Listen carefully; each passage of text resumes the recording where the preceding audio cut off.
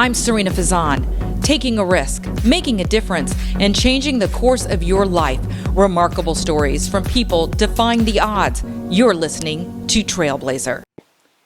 Hi, everyone, and thank you so much for joining us. I'm Sarina Fazan, and welcome to Trailblazer, where you hear from amazing people and their remarkable stories. I am so thrilled. In fact, I had to do a second take because I screwed up on the first intro because Andrew Warren is here. He is the state attorney in Hillsborough County, Florida, because the podcast goes nationally, even internationally now. So I'm really excited about that. Me too. So Andrew, it's so nice to have you here. Thank you so much. It's great to be here. So there's lots that we want to talk about. We're going to talk about the coronavirus pandemic and how it's affected the state attorney's office, the criminal justice system. Yes, we're also going to talk about the Tiger King. And we cannot talk about Tiger King. How could we not talk about the Tiger King? But first, let the audience get to know you a little bit. I'm so impressed, I have to say, that you're from Florida, you were born in Gainesville, right? But you went to college in Massachusetts, and then you went to Columbia Law. Oh my gosh. Right. I mean, so I'm born and raised in Gainesville. I'm a diehard Gator. I bleed orange and blue. And I had the opportunity to go away to school and loved every minute of it, but always wanted to come back to Florida, always wanted to be a prosecutor, and was fortunate enough to get a job with the Justice Department when I was a few years out of law school, and had this incredibly rewarding career with DOJ, traveling the country, representing the United States. And then I had one daughter, my second was on the way, and I was traveling all the time, and my wife finally said, hey, I thought we were moving back to Florida one day. So it was the kick in the pants I needed, and we came back here in 2013. We settled down. We now have 2 girls here in Tampa, and we couldn't be happier. We are never leaving. Really? Well, we'll see about that, because I think you might be headed to higher office, but, but I know you love Tampa. We're staying in Tampa. We're staying in Tampa. So the girls and your wife, how old are the girls? My daughters are 9 going on 12, and my little one is 6 going on 3. So it's like Benjamin Button. They're going in the opposite directions a little bit, but no, they're fantastic. The joy of our lives, and everything we do is about. Everything I do as a prosecutor, I look through the eyes of being a father and a husband and a member of the community, and my girls keep me grounded. Isn't that amazing, though? Because I remember when I was in the newsroom, I was so worried about having a child because I was thinking, oh gosh, it's going to affect my career. It's going to affect my career. Once I had my little one, who just turned 13, I thought to myself, why didn't I do this earlier? They do. I mean, it's the greatest thing on the planet, isn't it? Yeah. I thought when we first had a dog, and when you come home from work and a dog runs up to greet you, I'm like, oh, it doesn't get any better than that. But it actually does when the kids start being excited when you're coming home. So, Andrew, I want to go back. I want to go back to growing up in Gainesville, but back to your job in D.C. It just shows, though, what a family person you are. So, because you were traveling so much, that's why you decided to come back here. Yeah. So, my wife and I had always talked about coming back. For me, coming home to Florida to settle down, and I said I traveled around the country. I had a very bad travel year in 2012. I actually spent about 150 nights in Houston because I had 3 long trials in Houston on this very large, high-profile prosecution and trials that we did. And I came back after the third of the 3 trials, and my wife's exact words to me were, congratulations, because we'd won, welcome home, and you're not doing this anymore. Wow. Because at the time, my older one was 1.5. And so I started talking to my office about I'd like to transfer to Florida, and they were happy to let me do it. So I moved down here as part of the U.S. Attorney's Office back in 2013. And again, I thought I had my dream job. I was still a federal prosecutor. I had control over the work I was doing, and I was then here in Tampa raising my kids. But at the end of the day, I wanted to do public service in the community where my kids were growing up. And I was still getting on a plane and still traveling throughout the country, and it had lost its thrill a little bit. I really wanted to make a difference in this community. So that's why I left DOJ to run for state attorney. Wow, and we're going to get to more on that as well. But so what is your wife's name? Because we can still sing your wife also. Alex. Alex. Hi, Alex. Hi, Alex. Hi, Alex. And where did you meet her? In college. Okay, so is she from Florida or no? She's not. She's from outside Philadelphia. Okay. She went to high school with a Kobe Bryant. No way. Yes. So You're she knew kidding. Kobe before he was a year Wow. behind. So most of us never heard of Kobe when she was like, oh Right. my God, there's this guy in my high school. He's a really good basketball player. He's going to go pro. And we're Wow. like, no one goes pro straight from high school. We were wrong. She reminds me of that repeatedly. Oh my gosh, wasn't that so sad? That was terrible. Oh my It gosh. was terrible. And she had, she had lost touch with him over the years, but really Awful, sad. Just awful. really sad. Wow. So she, did you meet her at, it was Brandis, right? Right. You we went, met at Brandeis. Okay. Our freshman Brandeis, year. I pronounced it. Yeah. Sorry guys, I pronounced it incorrectly. Okay, Brandeis, all right. Yes. So And that's we- in Massachusetts. Correct. Okay. It's outside Boston. So we met in college, and it was a lightning quick courtship. Only about 10 years after we first met, I proposed, and Get out, 10 years? 10 years. Wow. well, we had moved Well, around. I mean, Well, yeah, and plus, you went to law school. Went to And law school, Did she and go to I- law school too? Is she an she attorney did. as well? She's an attorney. So she was in law school in New York when I was, but I had clerked out of law school in California, and she went to clerk in Pennsylvania. So we were separated for a while, and it was meant to be because we always came back to each other. Okay, so, I am in love with love, I have to say. I've set up 7 couples that have gotten married, working on the 8th couple right now. And so, do men know, though? That is, like, do men know when they meet the woman that, I'm going to marry this girl? I can't speak for all men on that one. I'm sorry. I know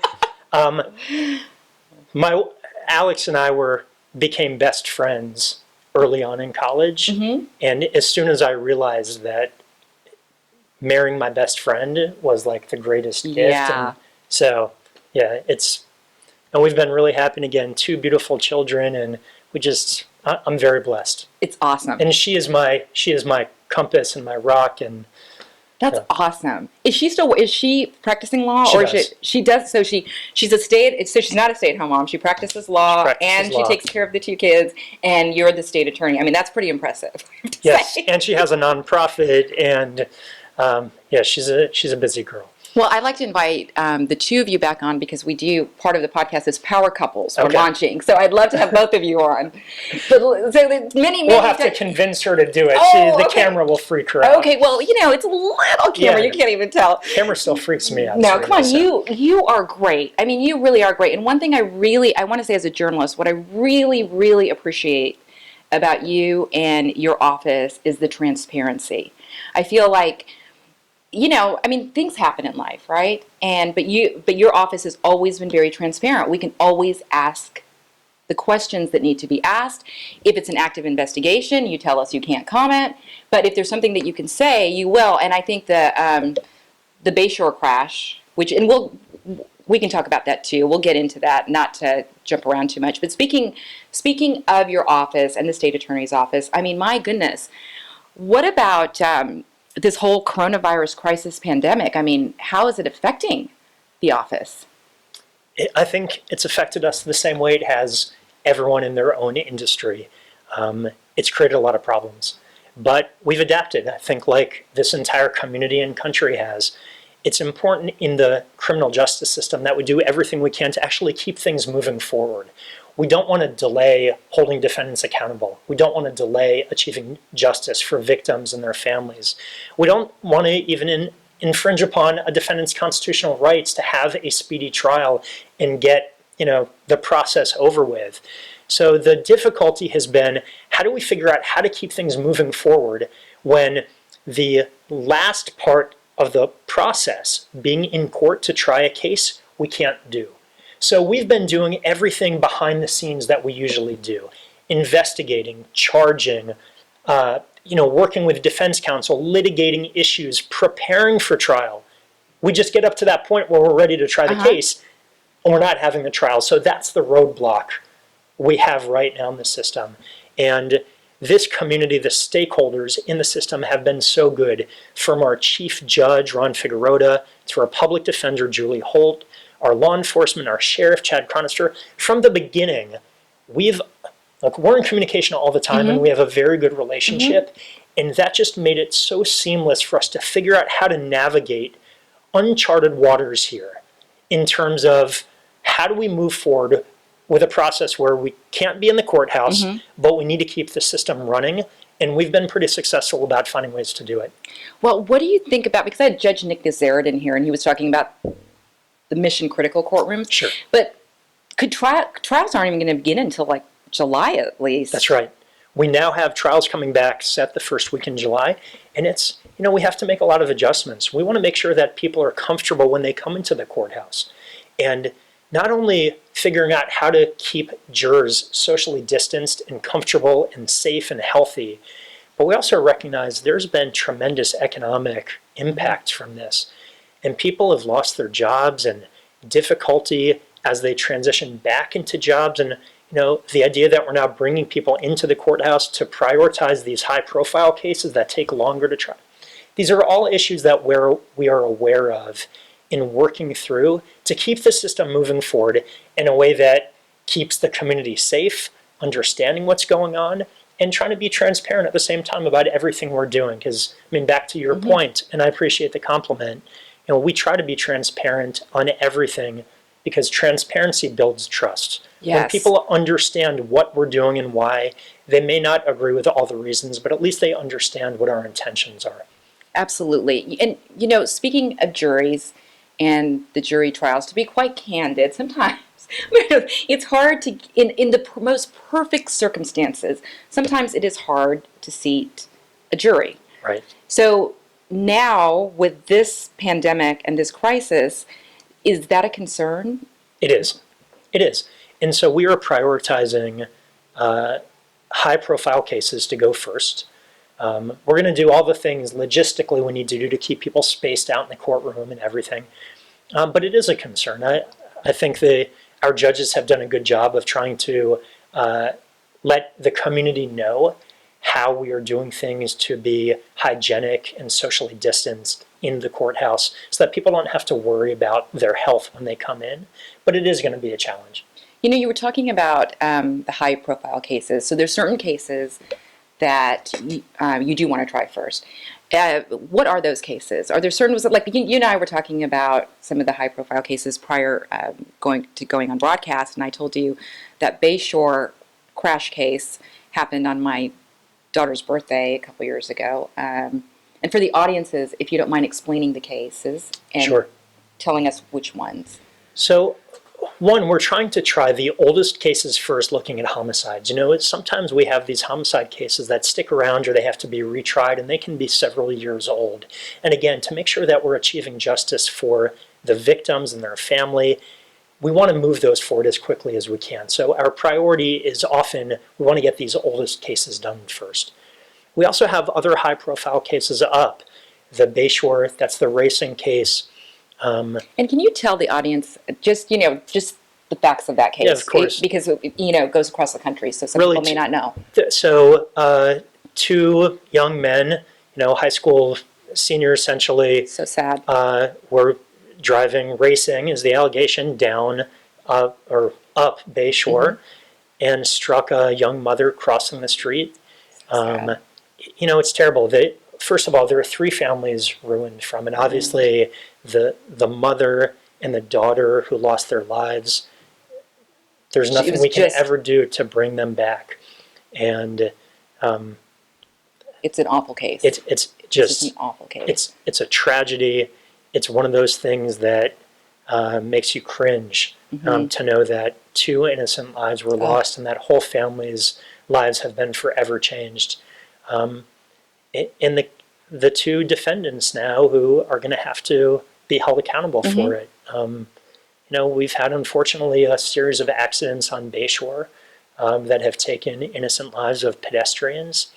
And traffic accidents occur, but when people are doing things that are so reckless, so egregious, driving 100 miles an hour, weaving in and out of traffic, if you're driving drunk, those are the things that we just can't tolerate in the community. And even though there's, it's not intentional, I wasn't trying to do something wrong. Well, you made the decision to act in a way that showed a complete disregard for human life, and that's where the criminal process steps in to hold you accountable for it. And for those listeners and viewers, just so you know, Bayshore is such a beautiful, beautiful street here, boulevard in Tampa, and it's on the water a lot of pedestrians. It's so sad to see it. And then of course, there's the Seminole Heights killer case that made national news. Correct. So that would be, is that one of the cases that would be fast tracked Yeah, too? Well, not fast tracked. That's the wrong word. I'm sorry, but that's obviously a priority case for our office. Howell Donaldson, who murdered 4 people, serial killer. That happened in late 2017, and he was charged in early 2018. That case is going to probably still take some time to get to trial, just because it's 4 homicides in 4 murders. So I doubt that that's going to be tried until next year. A couple other high-profile cases we have that we're trying to get done in 2020. yeah, 2010. Yeah. Wow. In 2020, the case of Shaquilla Denson, a mother who drowned her 2-year-old child in a river here. We have a case, Ronnie O'Neill, who killed his wife and child, and attempted murder on another child, and just these cases are all cringeworthy. yes, Some of these murders are brutal. There are a couple of capital cases we have, meaning death penalty cases. And again, our focus is on how do we get the system moving forward so that we can stop having to tell victims and their families, sorry, nothing's happening right now because the court shut down. The victims, the next of kin, are so patient with the process, so understanding, and we fight for them every day. And now we're sort of at a standstill, and we want to get things up and running so that we can bring that defendant into court. We can convince a jury beyond a reasonable doubt that the defendant committed that crime and took that innocent life. And then we can punish that person appropriately, which in these cases is, or they're never going to get out of prison. They're either going to die in prison at the state's hands or of God's hands. So at this point, are you pretty confident they'll start in July, or is it still a wait-and-see process? I'm confident that the trials are going to start in July. I'm confident we're going to get a lot of cases tried before the end of the year. We've identified, from an initial list of about 40 high-profile priority cases, we narrowed it down to about 25, working with the public defender's office, that we're trying to target for the end of the year. That's an ambitious goal, but I think we're going to be able to get close in the second half this year to do, 2025, those big trials. Hey, I think it's great that you guys are all communicating together and you have a plan in place. It's a necessity. I mean, I can't imagine how it's happening in other jurisdictions across the state and country where we don't have the relationship that we have here between the public defender, the state attorney, the court system, the sheriff. I mean, we all get along because we all believe in our missions. We all believe in serving this community and doing the right thing. And it's really fortunate for me as state attorney to be able to work with such committed people whose focus is on doing the right thing. And there's not a lot of turf battles or fighting going on. Right. So that's why Tampa is so great. I've got to say, it's awesome. And I tell you, having prosecuted cases around the country, I'm used to some of those turf battles that go on where the public defender and the prosecutors fight, and there's tension. It just doesn't happen here. We have a very collaborative relationship where we can fight like cats and dogs in the courtroom as we're supposed to be zealous advocates. But when we step out of the courtroom, we can work together to make sure that the system's functioning the way that all our constituents want it to. That is amazing. And you can really speak to that because, as you said, you traveled the country on this. So speaking, one thing, it really has kept me up at night because with this crisis, I talked to the judge about this. I, in fact, reached out to the sheriff about the domestic violence calls or alcoholism or child abuse going up. And they said that they really haven't seen a number of calls go up. But just being a journalist and covering so many stories, especially with domestic violence, I'm worried about it. How are you feeling about it? Do you think there is a rise? We're worried too. Usually when we don't see an increase in domestic violence, we're happy about it, obviously. We know that during a period of isolation and stress, and this is unprecedented with the stay-at-homes that we've had in place for the past couple months, we know that it leads to increase in domestic violence. So when we're not seeing the increase in the calls for service, our concern is that people are suffering in silence, that victims and survivors of domestic violence are trapped in their house with their abuser without a way to reach out for help, that they can't wait till the abuser goes to work and pick up the phone, that they can't wait until they go to work to talk to someone and to reach out for help because they are in this confined space, trapped. So we partnered with the Spring of Tampa Bay to launch an awareness campaign called We Are Open, just to remind people that we are still open. Our victim advocacy, our victim support is here. The law enforcement partners are still working. They are responding to calls for service. We are arresting and prosecuting domestic violence cases. We want to make sure that every survivor and victim knows that they don't have to suffer in silence, that there is a way to reach out for help, and that our help is open 24/7, 365. What can we do? Like, what can the community do if we suspect something? Because a lot of times it's hard enough, as you know, to get the domestic violence victims to come in. And a lot of times they drop the cases. Yep, they're very difficult cases to prove, which is why you have to be willing to charge cases that you lose sometimes. But the best thing that the community can do is just spread the word to make sure that people understand there are abuse hotlines. They can reach out to the Spring. They can reach out to the state attorney's office. They can always, of course, in an emergency, call 911. You know, as we've been dealing with the pandemic, people aren't focused, understandably, on, wait, hey, is the state attorney's office open? Are the courts functioning? If I'm being abused and I call 911, what's going to happen with my case? Your case is going to be taken care of. Like, you don't have to worry about that aspect of the system. We are open. We are aggressively going after domestic abuse because our concern is that we don't want it to fall back into the shadows during a time when people are at home for the pandemic. And speaking of being home at the pandemic, there's been a lot of people watching TV. I mean, There has been more TV watching in these past few months than probably in the history of television, I would imagine. Yeah. And I promise. We got The Last Dance. We got the Tiger. Everyone's right. Tiger King, Michael Jordan, and now I had my 6-year-old daughter watching the golf match with me the other day because people were so happy to see just live sports on TV. You're kidding. Oh, okay, that's hilarious. Yes. That's hilarious. Okay. She's like, do they have to chase the ball? We're like, no, they're just trying to hit it in the hole. Well, first, so you like golf and you like watching the Golf Channel? I enjoy playing.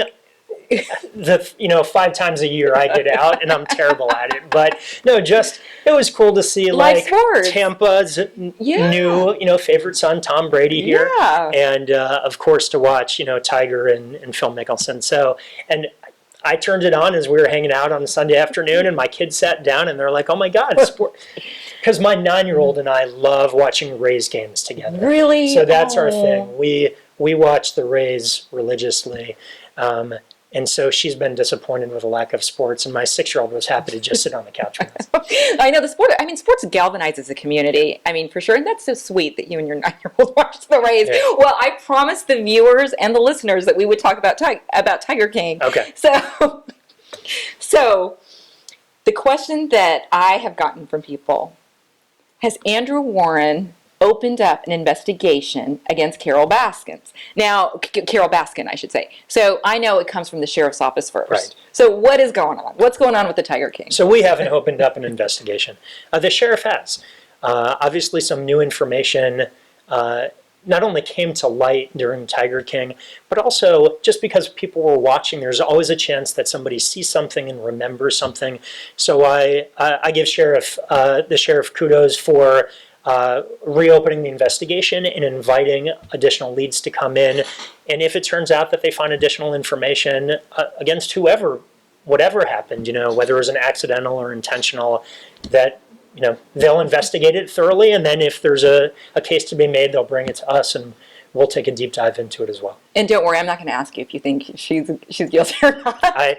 You wouldn't answer it anyway. I wouldn't speculate anyway when I don't know all the facts. I know you wouldn't. So, but speaking, I'm glad I will opine happily on the fact that I thought the show brought to light a lot of the abuse that happens with these beautiful creatures, and hopefully it does spur some action to be taken so that we're not mistreating animals. I mean, that's just, no one should put up with that, and our community won't either. See how much you learn, like on a podcast. So you are an animal activist as well. I believe that animal abuse is something that is we should easily be able to eradicate. It's not like solving peace in the Middle East. No one should be abusing an animal.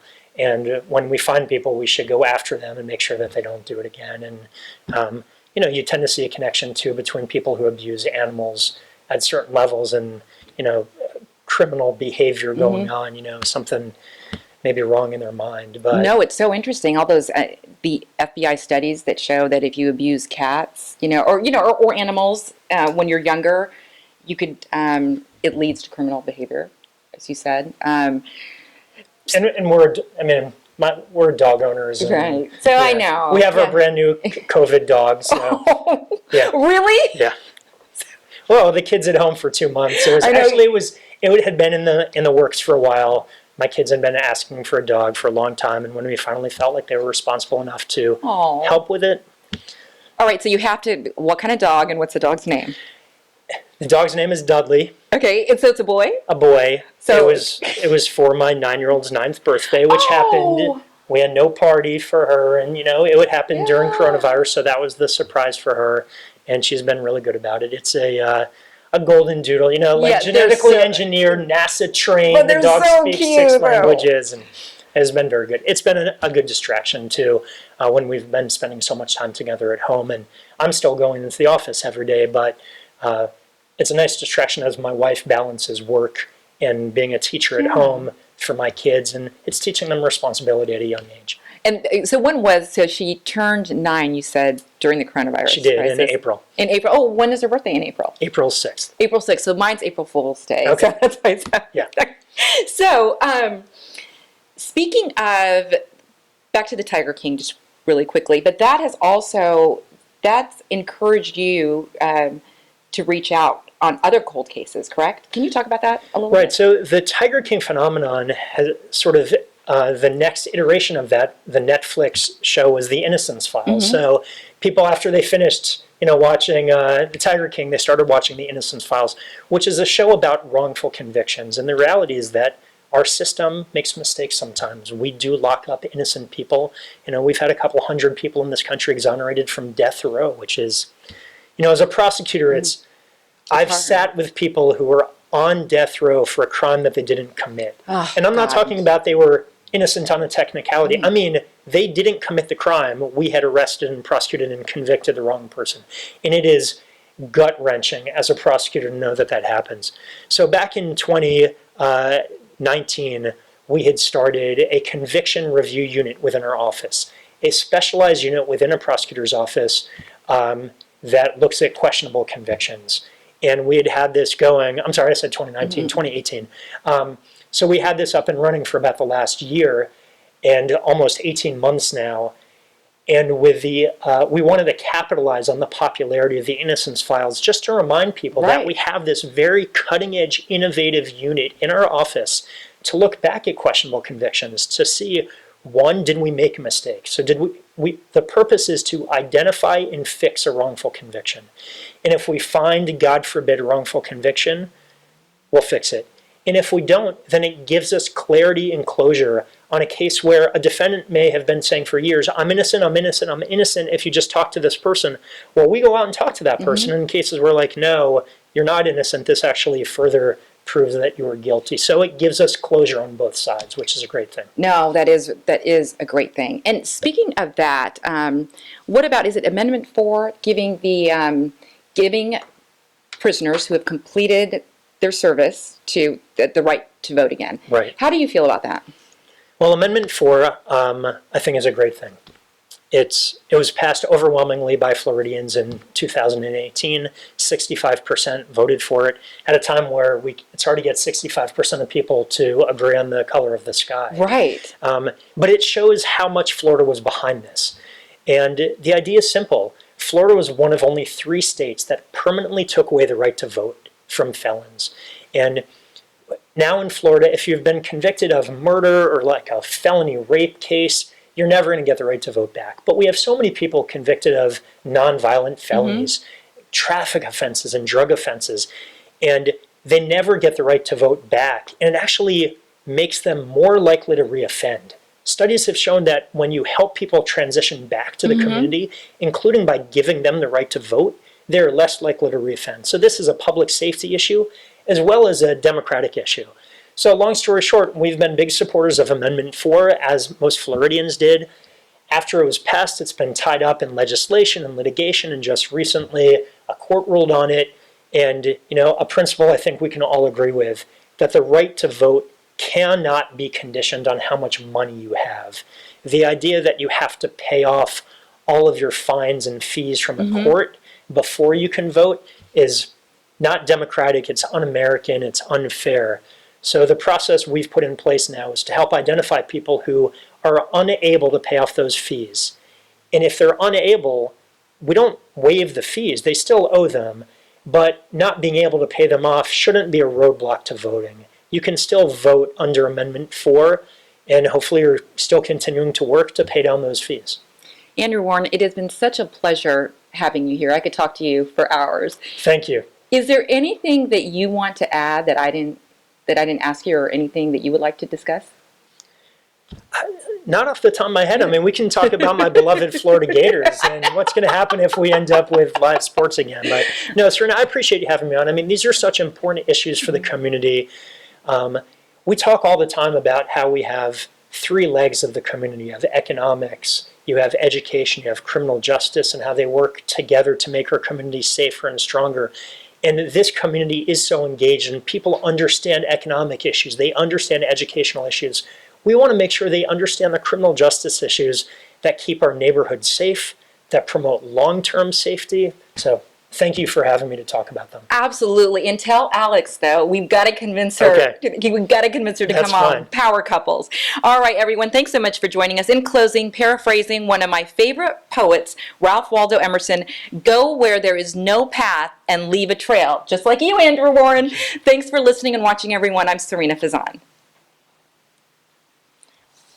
I didn't ask you anything about the opponent because this was about you. Yeah. No, I'm like, this is about Andrew Warren. Forget that other stuff. Because you're awesome.